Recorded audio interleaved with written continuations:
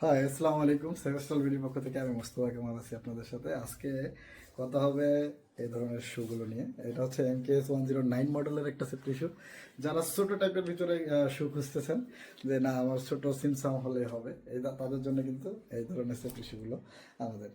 এটাকে চায়না শু বলা হয়, মানে চায়না ম্যান শু বলে। যারা চাইনিজরা এটা খুবই খুবই খুবই পছন্দ করে থাকে এই শুটা।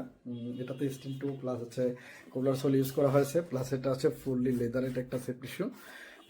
আলহামদুলিল্লাহ সেভেস্টল বিডিতে এর সব ধরনের সাইজগুলো কিন্তু অ্যাভেলেবেল রয়েছে।